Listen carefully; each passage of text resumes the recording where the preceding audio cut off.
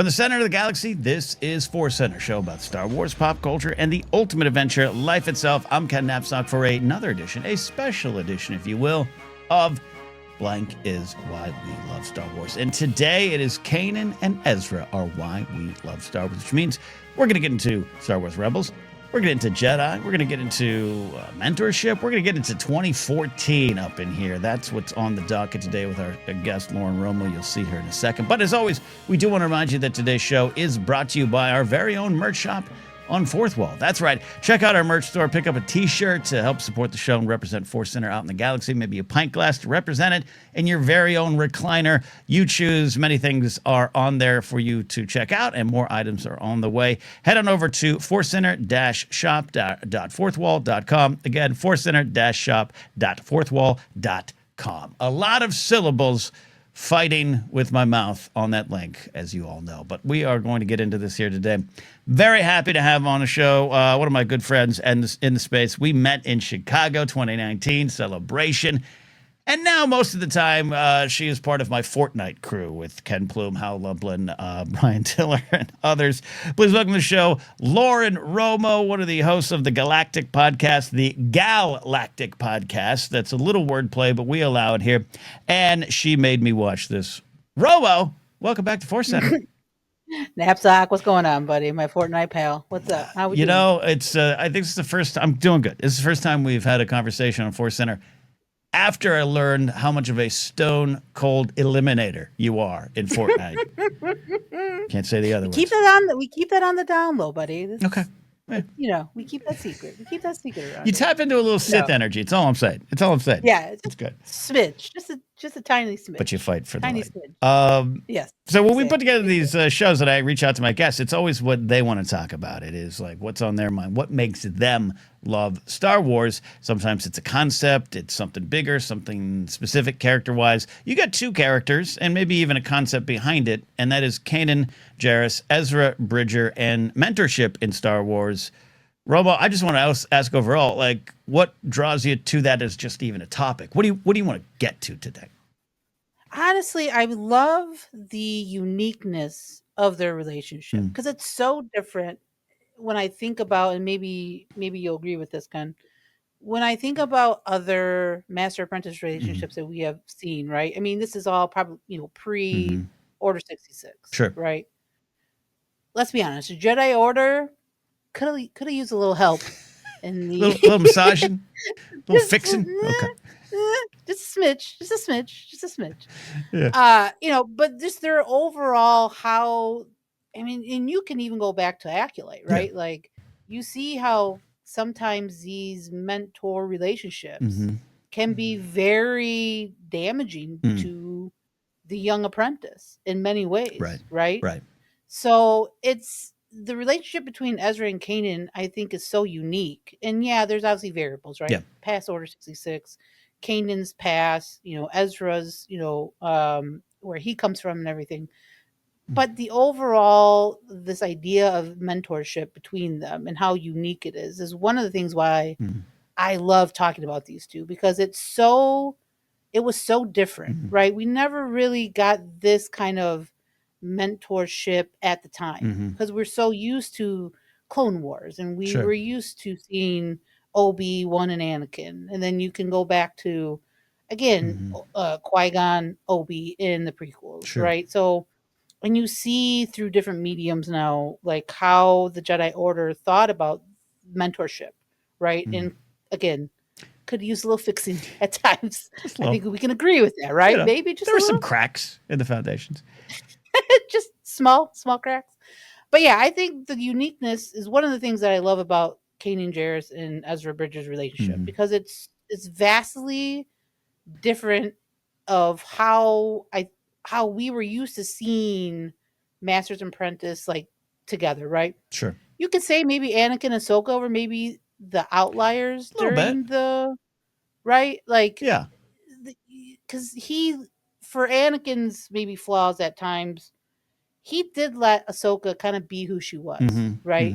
He respected her when she walked away. And I think Kanan, in that respect of he let Ezra a lot of times kind of figure it out on his own, right? Mm. So many episodes. Mm. I feel like maybe we'll dive into those or, Sure. more ideas, but like there's so many times where he just let Ezra be who he was and try to help him maybe, keep him in the right direction, right? Mhm. Even when maybe he was falling, and we see that in season 3 when he kind of dips his toes a little bit into that dark side, right? Like Yeah. their uniqueness of the mentor relationship between them, I think, is one of the things that I really love. And again, I like to look back at the other ones too. I don't know if you feel that way too, just kind of how What vast and different they what I'm are. picking up, than what- yeah, I know. I love what you're saying here. This explains so much of what draws you to them. It is, talking about the past of the Jedi Order. Look, there's a lot of, and where we're at now in the Disney era, there's a lot of storytelling with, Qui-Gon learning from Obi-Wan and them having the disagreements, and we get to explore it more. But what I'm picking up on is you're talking about two characters, Kanan and Ezra, that are put together and have to learn from each other and have to Yep. grow with each other. And that is similar to Anakin and Ahsoka. That's also probably, I think, the reason George was like, Dave, he has a Padawan. No, he doesn't. Yeah, he does. Give him one. He needs one. Anakin needs one. And it's also going to be key to the story, key to the fall. And so I think there's some similarities between the two. But with Kanan and Ezra, because it was outside of the Jedi Order, and it's this post Order 66 world, and Ezra, is starting from scratch. He's not in a advanced English class and he gets plucked into higher learning or something. He's on the street. Right. And then with Kanan, we know where he starts, and I do want to talk about when you first kind of met these characters. I want to explore that, but with Kanan, like he shows up broken. And with some of the other relationships you're talking about, we meet them when the masters are the trainers. They are the leaders. They are the ones you're supposed to look up to. They're a little more put together. Again, doesn't mean you don't explore it. I think the High Republic looks at it in a different way, and they can spend more time with it. But for what you're talking about, especially in 2014, when this shows up, and by 2015, when they're in the second season, they're really working on, that's what feels different to me. And it's still within the confines of teacher student. So let's go back to that. I want to get the beginning of the journey. I keep saying 2014 because not only is that Star Wars Rebels, but that is A New Order, right? Which is the Jonathan Jackson Miller book, the first in the new canon. I have a weird relationship to it because I remember at the time not liking it. Even took some little shots at it on Jedi Alliance that I regret because it also gave me one of my favorite characters, Ray Sloan. Count Vidian, it was a misunderstood villain. This is the new era. And I was like, who are we going to get? Darth Bane, what are we going to get? And it's like this kind of accountant doing weird businessy evil things, and I wasn't ready for it. But in that comes Hera, comes Kanan. And Kanan is marketed as a cowboy Jedi, but you get to the book comes out, he's a drunk, messed up, maybe occasionally womanizing Jedi. And I immediately was like, okay, I want to follow this guy. So that's my journey. Yeah. How did you discover these characters? Yeah, I didn't read the book until later. New Dawn it's a fabulous book. I was Rebels. So Rebels was really that introduction for me, like straight off, in not knowing what to expect in that show too, right? Because it wasn't, not that it wasn't marketed as it should be, but you really didn't know, like, Rebels, what could that mean? That could mean a bunch of things, right? Is there going to be Jedi, or are we just following like a Rebel set? Like, there's a lot of possibilities, which was really exciting as fans, right? But then you get to like those first 2 episodes, and within the first episode, you realize he's a Jedi. Like, Kanan brings out his lightsaber and the big reveal, and it's just like, oh, okay, we're going here. Like, we're following a guy that survives Order 66, which again, at that time, 2014, kind of a new concept still, right? Like, we don't really know much about how many survived or who survived and all that stuff, right? So this is brand new territory that they explored back at that time. So it was really, I think, just a fresh kind of take on like you're saying, a beaten down Jedi, right? Like, he's obviously not in a temple meditating, or he's not following. He doesn't have text. Like, the old he's not Jedi handing way. you here's your pamphlet. Exactly. So you want to be a Jedi, Right? Yeah, he's not walking around looking for an apprentice, right? He is with the crew that he and Hera, put together, right?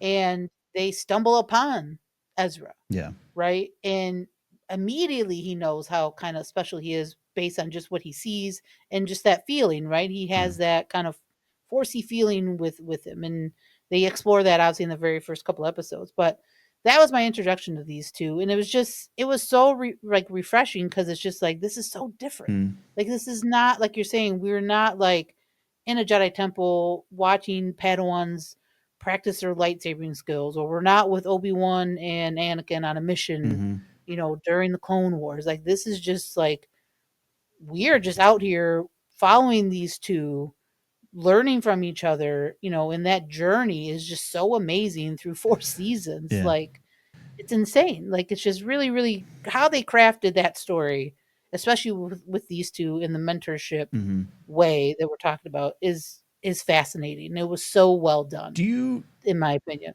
I think it's a shared opinion. I think it's a shared opinion. I love it. Do you know what resonates about that to you? What is there for you, Lauren Romo, Fortnite player and podcaster that sees this mentorship as you mentioned, but this training out on the go, and they find each other in a way. All that. What's personal there for you? I don't know.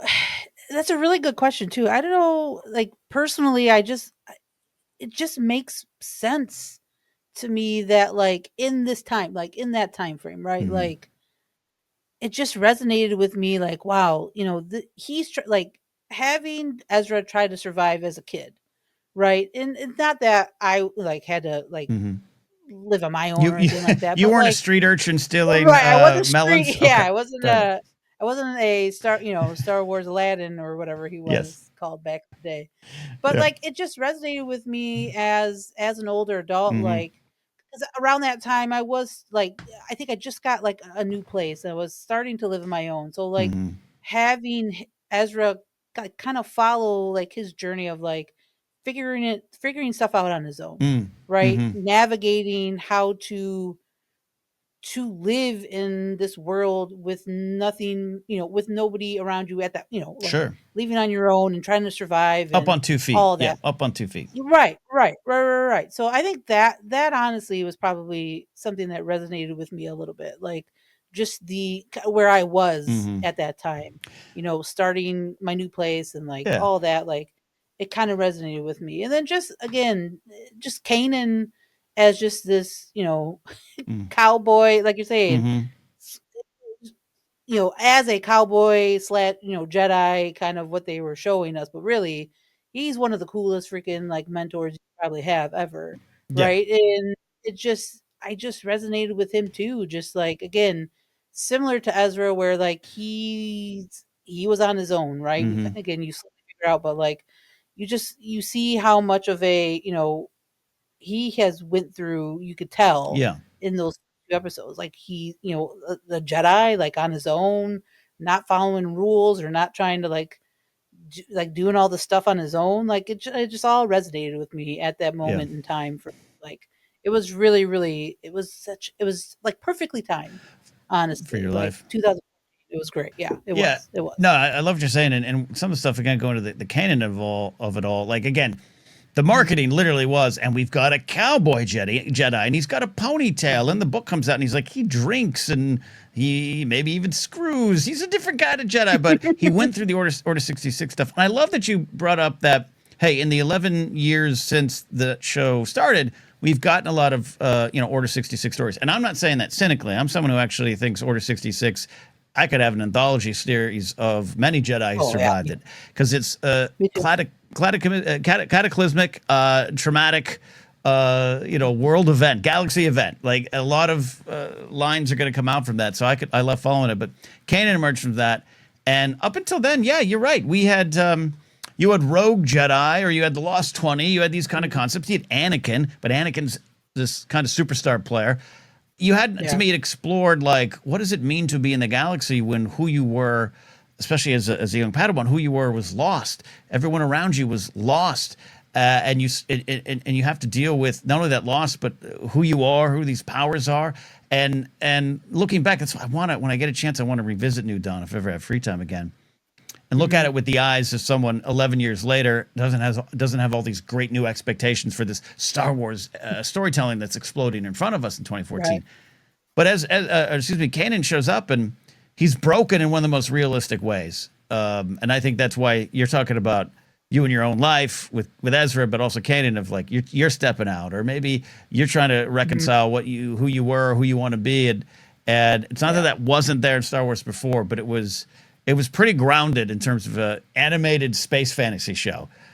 I really connected with Kanan, and took me a little longer with Ezra, only because I was only seeing it with my eyes, not the eyes of others. Who did you? Not that it's a contest. It's not a race. Who did you connect with first? Was it kind of mutual? Did one of the characters' stories kind of pull you into both of them? Yeah, no, that's a really good question. I feel like for some reason Ezra's character really drew me. And again, I know everybody back in 2014, they did the whole Space Aladdin jokes. We all did it. It was there. Romo, low hanging fruit. You probably got them from me, because I probably Maud did. and I would do that on Jedi Lights, and I'm not that person anymore, Romo. I'm not that person anymore. I know you're not. I miss Maud, but I'm not that person anymore. Not that person anymore. No, but yeah, for some reason Ezra's character was just really fascinating. Again, I think a lot of the personal stuff where I was in my life at that time, but like just seeing like a young kid having to survive on their own, and then again we learn why, the tragedy of his parents and what he went through, and it just, for some reason I was like, yeah, dude, this story rocks. Like, this is such a good character. And then, and not that Kanan wasn't like, it took me a while to get used to him, but like once the relationship, the mentoring really started to kick in, right? Like halfway, I say, between, like the first half of the season. Yeah. It really, like that mentorship, I was like, okay, this is really cool. Like they have something here where it's something we are familiar with, like we talked about, but then it's something new where you have this Jedi that lost his master in a tragic way in Order 66 in Kanan, right? And that's not even his real name, as we find out later on. He totally changes himself, right? So he is so reluctant, both of them. And I think that's a part of it too. They are so reluctant to be these people that they are destined to be, right? I mean, so much in the beginning of the first season, Ezra, especially in those first few episodes, Ezra fights about joining the crew and wanting to do what they're doing and helping others, right? But like, he figures out seeing what they're doing and doing it himself, the feeling he gets. And him and Kanan like talk about that too. And, and then Kanan going through the struggles of like, am I even somebody, should I even be teaching him? Right. Am I the person to teach him? I mean, again, at one point in season 1, he tries to like pawn him off to I can't forget her name, but then again, the realization that, he is supposed to be Ezra's teacher, and the conversations they always have, I love throughout the entire show, because they're so poignant. Like him telling Ezra so many times, like, listen, I'm new to this as you are too, right? We kind of talked about that earlier. Like, this is all new to me, man. But I'm here for you. Like, I don't, like, in whatever way, I'm here for you, and I'm going to steer you in the right direction how much as I can. But but he lets him be himself too, which is fabulous. I think that's such a key thing. I think with this mentorship is that how much, again, similar to Anakin and Ahsoka, how much he let Ezra be himself. Yes. And to learn on his own. Yeah. Right. And even struggle as we go along, and he dips his toes into the dark side. He's still there for him, right? He just wanted a buddy with Maul. Maul just wanted a friend. Ezra's just hanging out. Who doesn't want to hang out with Maul? He's just hanging out with an old weird dude underneath the bleachers. It's all right. Totally fine. Totally fine. It's totally normal. Totally normal. But yeah, one wonderful stuff. And there's something you said in there that I liked of both of them having to come to terms with who they're maybe supposed to be, or who they could be. I think maybe is a better way to look at it. Star Wars is about choices. It's not just destiny drives you down a road without control. They could choose to be something bigger than they are, even as they are in the confines of this found family, which is so, well illustrated and celebrated. Hera and the crew, the Ghost crew, it is a found family. It is this group, and they're all learning. But they have to, face again what they could be beyond that. And I think, Sabine has her journey, Chopper has his journey, and it involves 3 whiskeys probably at lunch. But Kanan is an interesting character because again, when we've met him in Rebels, but also and we've spent some time with him in New Dawn. At the end of New Dawn, he kind of makes a big choice. He's been on the lam. He's been on the run. He has lost who he is. He's changed his name. By the way, I often pass on the 101 Kanan Road, and I smile every time I see it. He becomes Kanan Jarrus, but he joins up with Hera, and he starts joining the fight. And so when we meet him, it's like, in a way, he's almost like, yeah, no, I'm here. I'm part of this. And that could be his finish line. But Ezra shows up, and as Ezra is moving forward in his story, it's like, Kanan, you've got to move forward too. You at least got to try, or you got to choose, or you got to face it. And I think that's something that you're connecting with as well. And also, we've learned today, if you are Lauren Romo's supervisor in a work capacity, she likes to be herself. Do not tell her your GD rules. Let me be, man. Just let me be. I'll follow everything. I'll do my own Anyways, thing. is that off base? Is that off base? Do you connect that at all? You're 100%. No, 100%. And I feel like, especially with Kanan, like that journey, not to take away from Ezra's journey, because it's a freaking fabulous journey from season 1 to season 4. Sure. Kanan's is even better. Like his overall character arc is some of, and again, my opinion, some of the best in Star Wars. Yeah.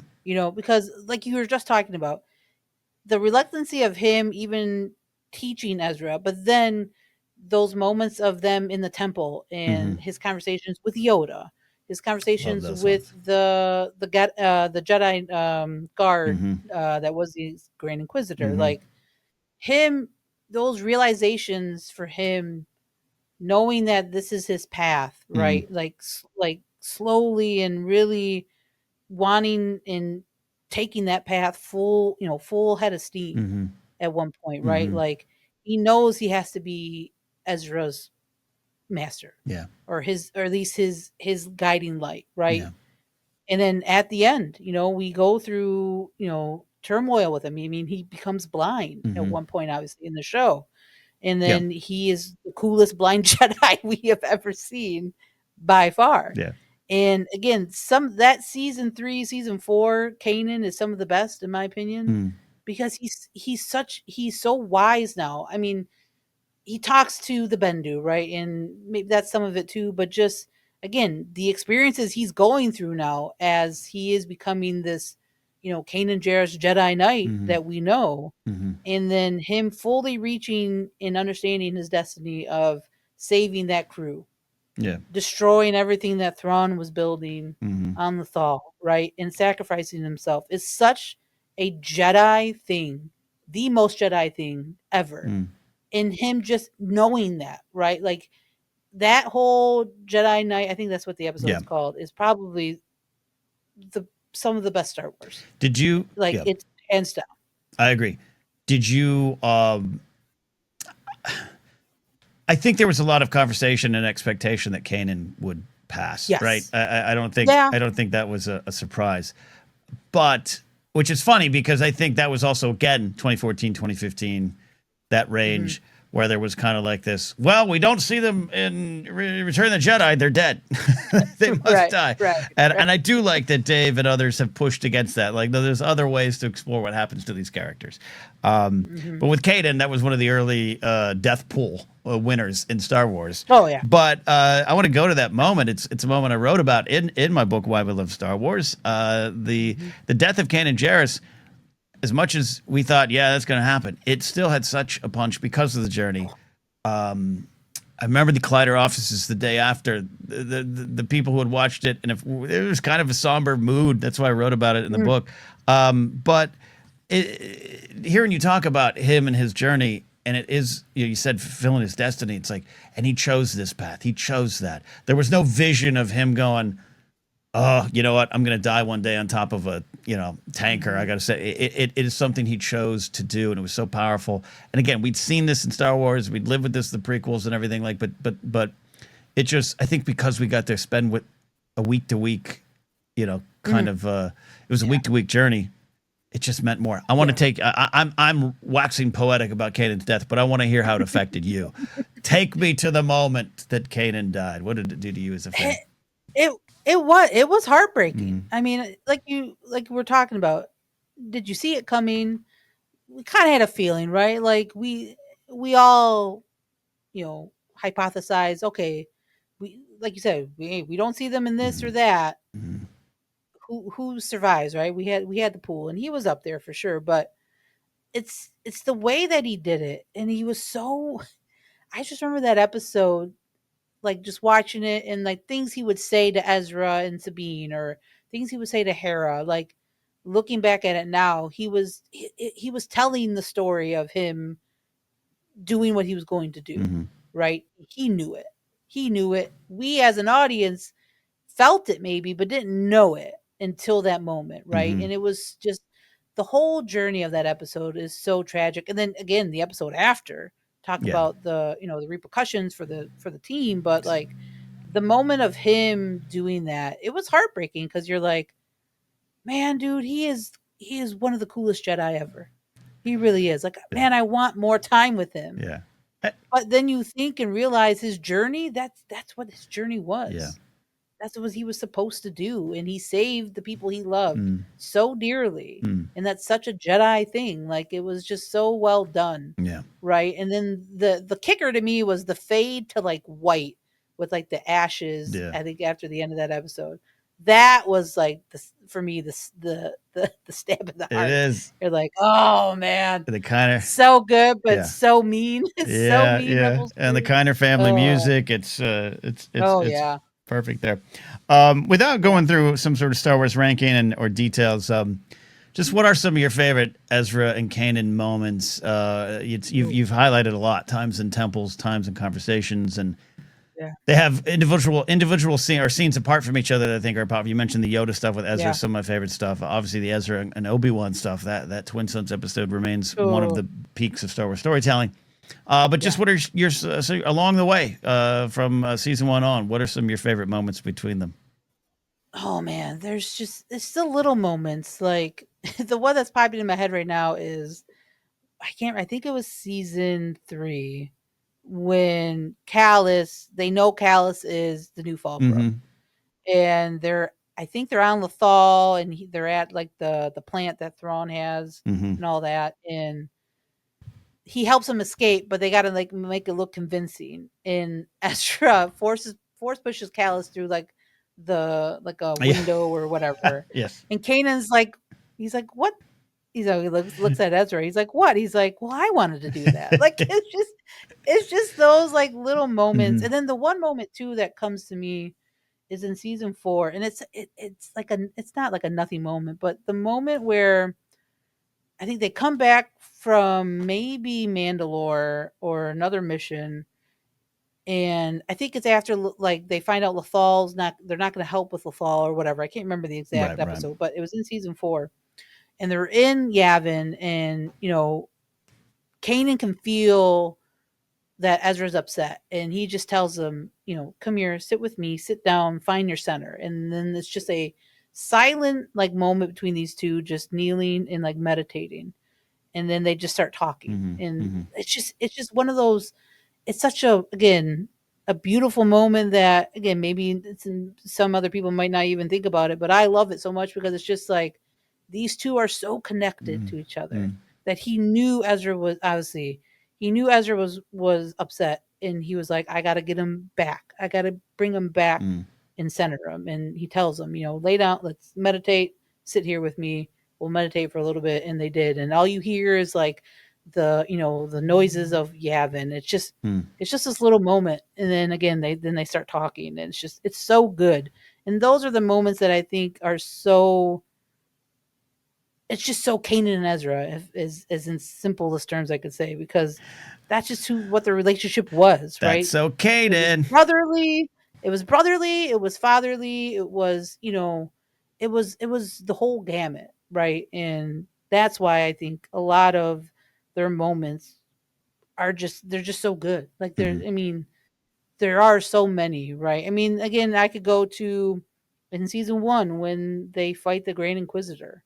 Those two, like an amazing moment of those two, like, Fighting. Kanan thinking he lost Ezra, but then realizing, he needed that to realize that that's, I have no fear now, right? Because that was a fear of his, through like losing Ezra, and he him and Ezra, defeat the Grand Inquisitor.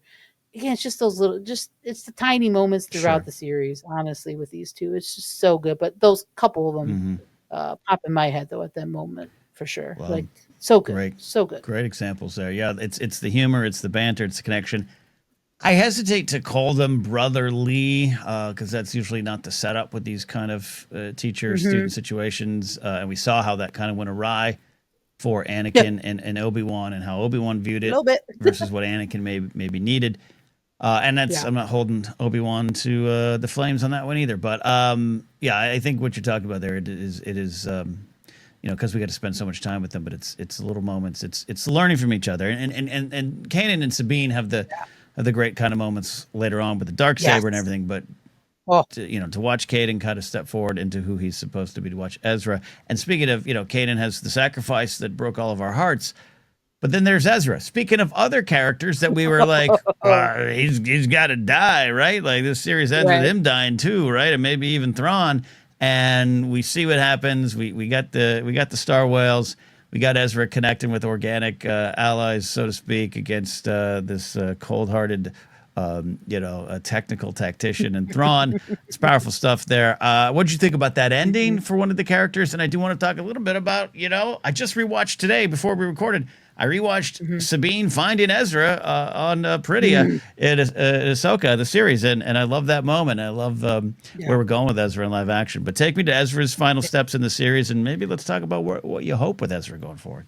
Ooh, man, that moment, again, it's the culmination of him knowing who he was at that moment, right? Again, what he had learned from Kanan throughout the entire series, knowing that this is what he needed to do, right? I mean, it was so Ezra. Like it's just him using, and that's one of the things I love about his character too, is him being kind of really connected with like the animals of the galaxy, whatever they are, loth cats, space whales, whatever. He had that just little special connection with them, right? And that was just so cool because again, you didn't really see that back then, right? It was just, you might have assumed that Jedi were kind of cool with other animals. They were cool. But they were down with the Star Whales. Right. But he had a very deep connection, right? Which was the whole bringing that whole thing back to the space whales from earlier in the series, and then bringing it back the very last episode, and having that be the moment and be how Ezra, takes Thrawn out of the equation for the moment was so cool. It was so awesome. And it did give me hope. Like, okay, he's alive somewhere. We know this. Like, where are we going to see him again? Right. And then, fast forward to what, 2020 is when Ahsoka came out, or 2023. No, strikes it. 2023. Wow. So I'm way off. But we get him back, right? We have a wonderful actor playing him. Yeah. And you talk about that moment when Sabine finds him. It's so good, right? Like, it's just, it's right off the, cartoon series, right into live action. You felt it. Those two actors felt, you felt that connection like it never had gone away. They didn't skip a beat. And I'm so excited to see what they do with him. What do you kind of want, just in terms of, we don't really do predictions, but you got Iman Esfandi playing this role so well. He's one of my favorite things in that series, and I said it then, I say it now. He brings such a amount of energy and light and Ezra-ness to it. So it's the right actor for the role. What are your expectations? What as an Ezra fan from 2014? He's back, baby, and he's going back to our galaxy. He is back. He and Hera have the embrace. Where do you go? Where do you want him? I really want him to be obviously with Hera. I want him to be obviously part of the reason why Thrawn is defeated. Because I feel like it would just be a good kind of finishing point for not me in as a revenge. character. Yeah, not in revenge for him. Maybe for you. Not Maybe for you, it revenge. might be some Right. A little Yeah. bit. But I would love for Ezra to be the person, to be the reason why Thrawn is defeated. Again, along with others, but like him being a part of that reason why. Him knowing how to defeat him and knowing what they need to do, right? And figuring it out with Hera. That's what I'm looking forward to. And honestly, I would love, what if he becomes, and this is crazy talk, maybe Ken, but what if he becomes the master to Kanan's son?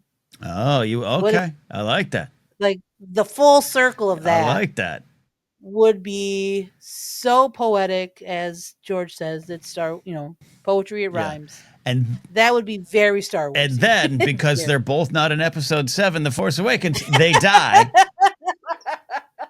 Maybe the hands of the Knights of Red. I love that idea, because that immediately sets up, and we're seeing the unorthodox pairing of Sabine and Ahsoka that we still, I feel, haven't mined enough yet. We spent a lot of time with them, but the show jumps in the kind of the aftermath of their time together that we didn't get to see it. So with Ezra and Jason, if that were to happen, it immediately sets you up for another altogether different kind of partnership and mentorship within the confines, not the confines of the Jedi Order, but just within the Force. That would be fascinating to me, because it would almost be like an uncle. It's almost an uncle nephew, and so automatically that's maybe breaking. Huang is going to be like, this is not how we do it here. He'll have some thoughts, for sure. He would. He would. I just feel like that'd be so cool. Like, again, as a Rebels fan, it would be so, again, poetic. Yeah. For Ezra to be the one to teach Kanan's son the ways of how he taught him. Yeah.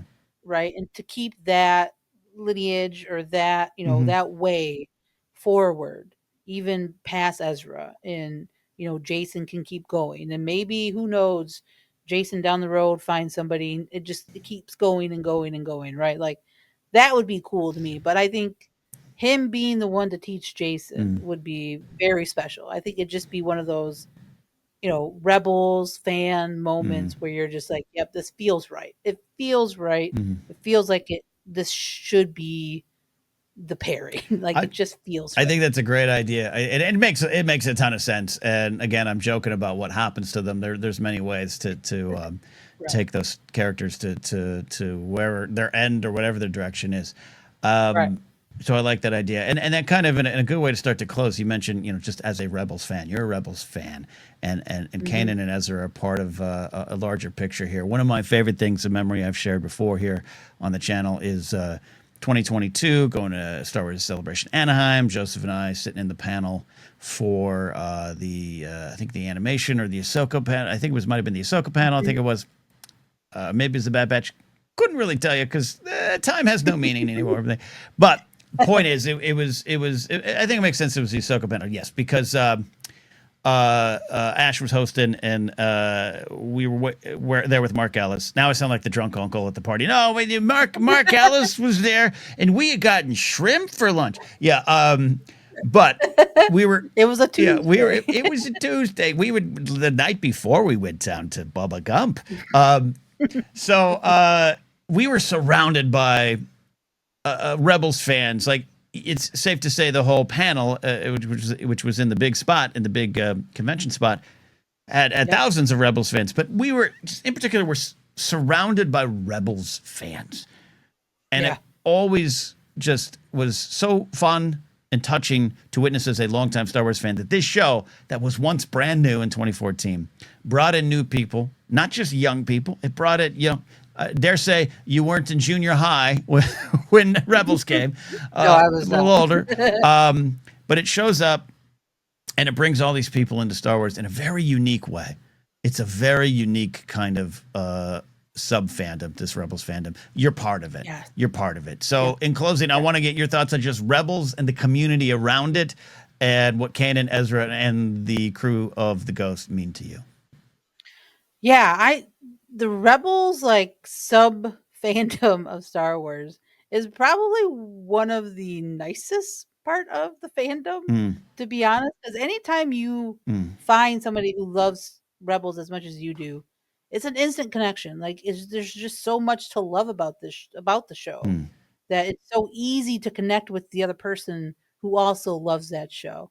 And I remember I was in that panel too, in Anaheim, and like when they showed that trailer and you got the glimpse of Sabine and Hera, like I was with two other Rebels fans, and we like everybody was like looking at each other like in tears because like we were getting the people that we loved so much in animation.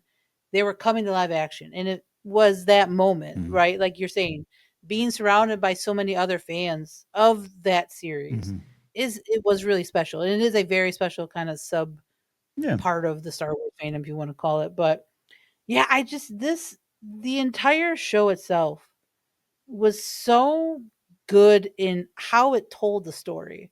Like the family aspect of it is so Star Wars, but it was again unique in its own way, right? The characters were so unique, right? The situations they were in were unique because this was post, Order 66. We don't really have a lot going, like we didn't have at the time a lot of what was going on. So this was kind of new, like new information, and then you would sprinkle in, which I think the show doesn't get enough credit, in my opinion, the sprinkling in of some of the well-known characters. Leia, you had Lando, you had R2 and, 3PO and like all these other characters that we have seen come Dutch in. Vander. Don't forget Dutch Vander. Dutch Vander. We do have a Dutch Vander sighting in this show. They did it so well where it wasn't like overwhelmed. Like the cameo didn't overwhelm the importance of the main cast and what the show represented. It was never, it was never. I'm not going to relive the Bad Batch season 1 cameo debate, but and I know you're not debating with it, but those aren't cameos, right? Those are characters that we know in that story. Just I think they are in Bad Batch, by the way. But they're there, they're there. They're not just an Easter egg. Ponda Baba and Dr. Evans in Rogue One is a cameo. It is a nod. It is that's a character, and it's fun and I like it. But even Gold Leader Dutch Vander showing up, he's there because he's part of the story. He's Wedge and Hobby. It weaved its way through the story so well, including Obi-Wan Kenobi. And the end of Darth Maul happening on that show, I would not have it any other way. And if there there was some talk of should that pop up in live action again, and I don't know, maybe Dave does that with other things. I just don't think he'd want to touch this because it was perfection, and Ezra being weaved into that is why it works so well for me. So well said on all of that, Lauren Romo. Appreciate your love for these characters, Kanan and Ezra. So one final lesson. What is your final, putting a button on this, what is your final life lesson from Kanan and Ezra and their mentorship and their relationship? Yeah, I think the big thing that always I take away from those two is just be who you are, be yourself, but never have that guiding light of a friend or that somebody you can lean on, right? Like we all have that friend or that mentor that you can lean on, even when maybe you're, out of sorts, but they guide you in a way that they let you learn from your mistakes, right? And they let you be who you are. I think that's like one of the main things I take away from these two is that message of like being yourself, being on that path of who you should be, but having somebody you can lean on as a mentor or whatnot. Like that's Star Wars, all right? I mean, that really is Star Wars in a nutshell. Like so many times we've seen that play out where people lean on other people or other, rebel cells or whatnot, right? Like it's just so Star Wars, but these two in particular really embody that for me, that mantra. And love it. That's why I love it, man. That's why I love it. That's why I love them. Why it is. Well, Kanan and Ezra our Why We Love Star Wars. Thank you, Lauren, for stopping by today, hanging out with me. We'll probably just be hanging out on Fortnite later. No big whoop. No big whoop. Where are we dropping, buddy? We're hot dropping. We're hot dropping. We're going straight. We're going straight to Supernova Academy or Superhero Academy or Crime City. We'll go there. Tell the folks out there where they can find your shows and if they want to listen to you more out there. Yeah. First of all, Ken, as always, thank you so much. I always have a blast coming here and talking Star Wars with you and all the time. So thank you very much. Appreciate it. Absolutely. Yeah, you guys can follow both the GALactic Podcast and the She Maybe Watches podcast. We're on all the major platforms, Spotify, Google, Apple, all that stuff.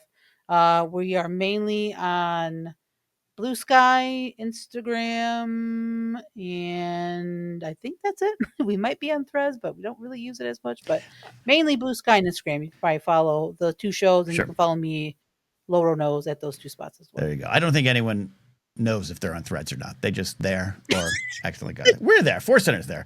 Thank you again, Lauren Romo. Check out those podcasts out there. She's one of the best. Love having her around. She is a valued member of our community. And thank you all for being members of our community out there. You can find us on social media at ForceCenter Pod. We are on TikTok now at ForceCenter Show. That's right. We are ticking and talking like we're Gen Z, even though it's already Gen Alpha's world, right? But if you prefer that platform to catch clips and more, we're on TikTok again at ForceCenter Show. Facebook page is ForceCenter Podcast. We are available as a podcast on a lot of spots. Just search. You'll find us. Don't forget, on Sundays, we re-release Databank Brawls, an audio episode only. You can get merch at TeePublic. As I mentioned earlier, check out our Fourth Wall shop. Support us directly at patreon.com/ForceCenter and get into our Discord, where we have a lot of passionate Rebels and Ahsoka fans in there, and you can enjoy those shows, those world, those characters there with them. Follow me at Napzok, or go to my website, KenNapzok.com, for more. That is it. We'll see you next time here on ForceCenter.